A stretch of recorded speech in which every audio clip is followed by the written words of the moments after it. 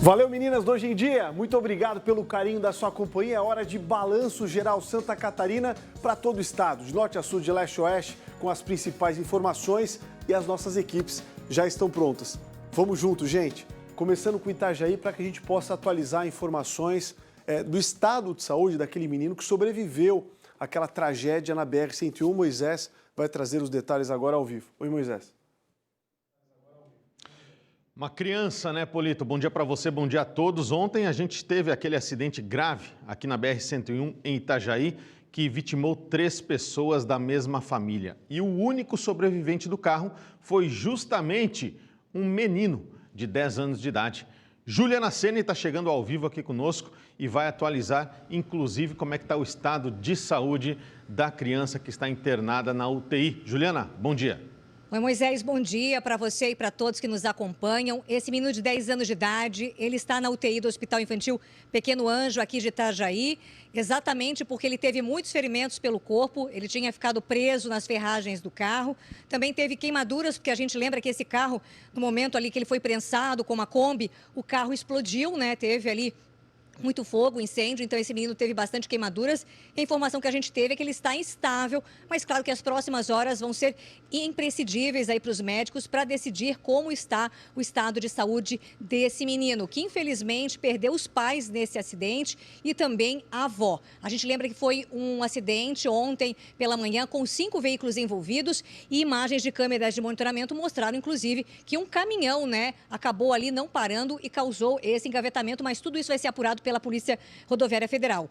Esse número de acidentes foi bem ruim para a Polícia Rodoviária Federal, desse do Carnaval, em comparação com o ano passado. O número de mortes, acidentes, foi bem maior. A Polícia Rodoviária Federal diz que do dia 13, sexta-feira, até o dia 18, quarta-feira de cinzas, contabilizou 18 mortes e 185 feridos em 157 acidentes. No mesmo período do ano passado, foram 126 acidentes, nos quais 142 pessoas morreram, 142 pessoas ficaram feridas, e 7 acabaram morrendo. Então foi um comparativo assim bem ruim o carnaval deste ano em comparação com o do ano passado na questão dos acidentes. Volto com você, Moisés, aí no estúdio. Obrigado, Juliana, pelas informações. Apesar de todas as orientações, né, Rafael Polito? Polícia Rodoviária Federal flagrando aí diversos motoristas embriagados, sem utilizar cinto de segurança, sem cadeirinha para as crianças, né, de proteção para o bebê. Ou seja, infelizmente, os números não foram nada positivos da operação do Carnaval nas rodovias federais aqui do nosso estado. Volto com você aí em Florianópolis. Obrigado, Moisés. Vamos até o norte catarinense, tem operação da Polícia Federal por lá. A Sabrina vai trazer os detalhes ao vivo. Oi, Sá.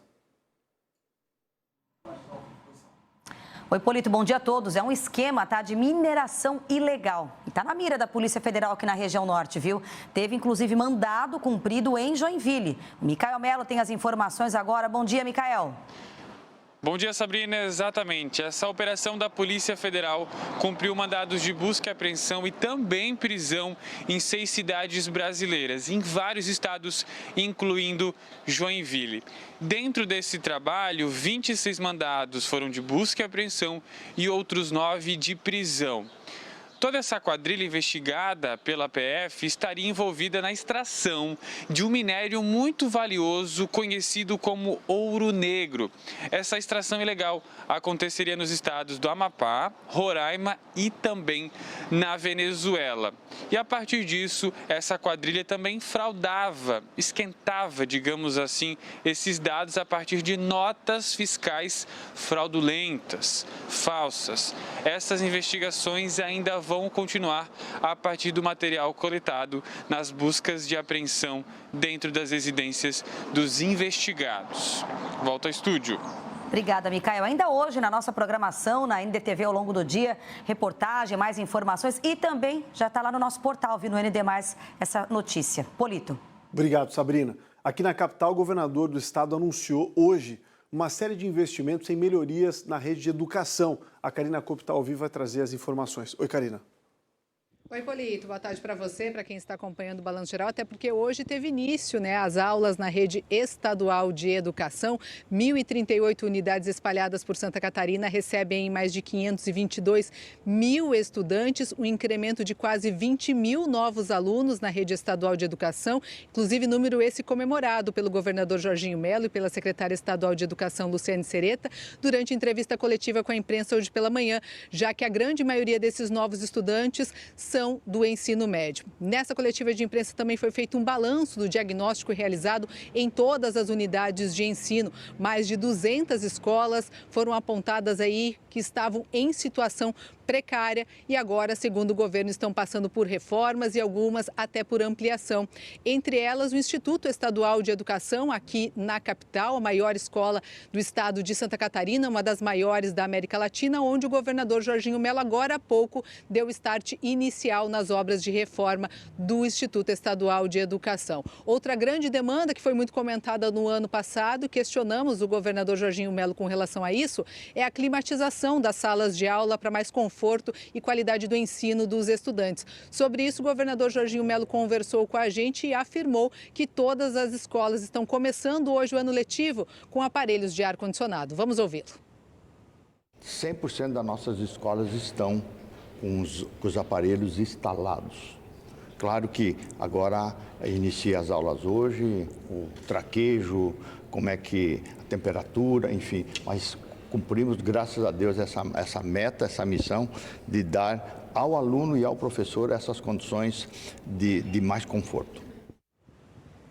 Já na área da segurança da rede estadual de ensino, a secretária estadual de educação falou sobre a implantação de sistemas de vídeo monitoramento, inclusive com reconhecimento facial nas escolas, que até o segundo semestre deve ser implantado em todas as unidades de Santa Catarina. E comemorou aí o início de 2026, do ano letivo de 2026, com 50% das escolas com ensino técnico, o que deve ajudar a combater a evasão escolar, que é um dos grandes desafios da área da educação para 2026.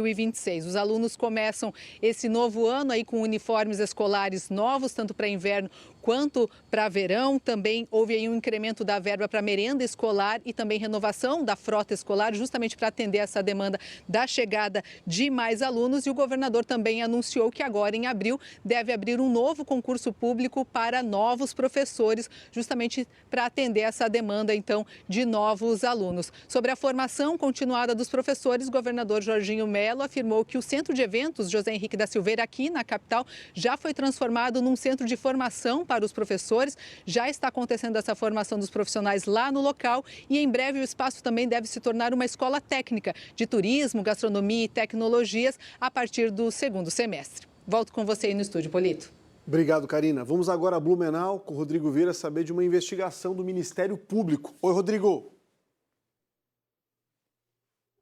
Oi, Polito, tudo bem contigo aí? Um abraço para você, para todos ligados com a gente aí no Balanço Geral. O MP instaurou um inquérito, então, civil para apurar irregularidades em estações de tratamento de água no Alto Vale do Itajaí. A Paula Dal que vai trazer mais informações para a gente. Oi, Paula. Muito bom dia para você, Rodrigo, todo mundo que nos acompanha aqui no Balanço Geral. Olha, essa investigação, ela foi instaurada pela 2ª Promotoria de Justiça da comarca de Ituporanga e avalia ali e investiga sobre as estações de tratamento de água nas cidades de Ituporanga, Vidal Ramos e também Petrolândia. A investigação passou a ser um inquérito civil após o vencimento do prazo de uma notícia de fato que apurava a possível ausência de licença ambiental de operação, principalmente na ETA do bairro Vila Nova, em Ituporanga. Segundo a Casan, já existe um cronograma de adequações. Em Vidal Ramos, a previsão é implantar o tratamento de efluentes e protocolar o pedido de licenciamento até o primeiro semestre desse ano. Em Petrolândia, o prazo vai até o segundo semestre do ano que vem, o segundo semestre de 2027. E já em Ituporanga, a companhia informou que será necessária a construção de uma nova estação de tratamento em um terreno já adquirido. A licitação deve ser lançada no primeiro semestre desse ano, com obras até o fim do ano que vem. Em nota, a Casan afirmou que não há irregularidade no tratamento e na qualidade de água fornecida para os moradores da região e que a ausência da licença ambiental não compromete o abastecimento nem a saúde pública. O Ministério Público segue acompanhando o caso e as medidas que devem ser adotadas pela companhia nos próximos meses. A gente, claro, também vai acompanhando. Rodrigo. Obrigado. Com informações aí do Alto Vale, a Paula Dalk, ao vivo aqui no Balanço Geral. Aqui de Blumenau, devolvo para você em Florianópolis, Polito. Valeu, Rodrigo. Vamos ao sul catarinense com o Paulo Messer, justamente por conta da crise nos produtores de pitaia. Situação difícil por aí, Messer? É uma situação difícil, se apostou muito na questão da pitaia. Olá, bom dia, Polito, a todos. Aqui no sul o assunto é, sim, o descarte de pitaias por causa da baixa demanda. Produtores estão enfrentando dificuldades para vender a fruta colhida nas últimas semanas e parte dessa produção acabou sendo descartada. O repórter Vinícius Siglitz chega agora aqui com mais informações. Siglitz, bom dia.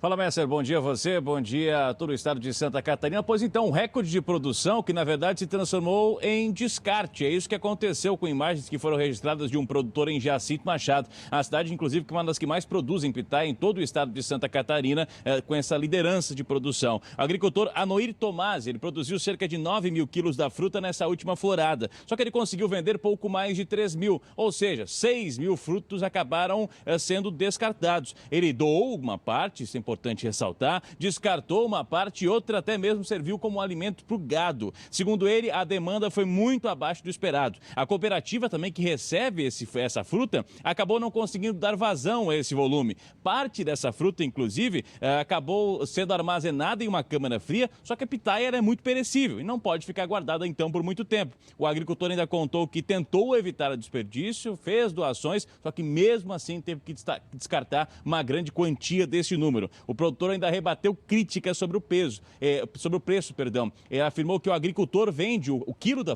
fruta de R$2 a R$3. Aqui em mercados da região pode ser encontrado facilmente até 20. É aquela balança da agricultura que por muitas vezes está bem desfavorável ao produtor, João. Obrigado, Siglitz. Polito, com você. Valeu, mestre. Vamos a Chapecó com o Felipe Croix, que a estiagem provoca perdas por lá. Fala, Croix. Oi, Polito, bom dia para você, bom dia a todos que nos acompanham. Pois é, a falta de chuva está afetando o abastecimento de água, principalmente no interior, e provocando perdas de até 70% em lavouras de milho e soja, lá no município de São Miguel do Oeste. O repórter Diego Antunes tem as informações. Bom dia, Diego. Oi, Felipe, bom dia a você, bom dia a todos. As perdas são significativas, principalmente na cultura do milho e do soja, que estão em estágio vegetativo, que é quando a planta precisa de bastante água, mas a estiagem do extremo oeste acabou afetando essas duas culturas. Os produtores esperam novas precipitações. Choveu nos últimos dias cerca de 100 milímetros, mas isso não foi suficiente para reparar essas perdas, já que o sol está muito quente. Outra preocupação é com relação à água para os plantéis. Muitos produtores, principalmente das pequenas propriedades, não têm cisterna. E a prefeitura está monitorando cada caso para fazer a distribuição de água. Os produtores que plantaram pastagem, também o milho para silagem, para se preparar para o inverno, também estão preocupados porque esse tipo de cultura para a alimentação dos plantéis acabou sendo fortemente afetado, acima de 70% de perdas nas lavouras do extremo oeste do estado. Diego Antunes para o Balanço Geral. Obrigado, Diego Antunes, pelas informações. A falta de chuva está preocupando bastante, Polito. Quem sabe a Gabriela Senzuki traga boas notícias aqui para a região do extremo oeste. Eu volto com você na capital. Valeu, Croix. Gente, é sempre muito bom estarmos juntos por aqui. Vamos saber com ela, né? Direto da Central do Tempo, Gabriela Senzuki traz detalhes de Santa Catarina. Oi, Gabi.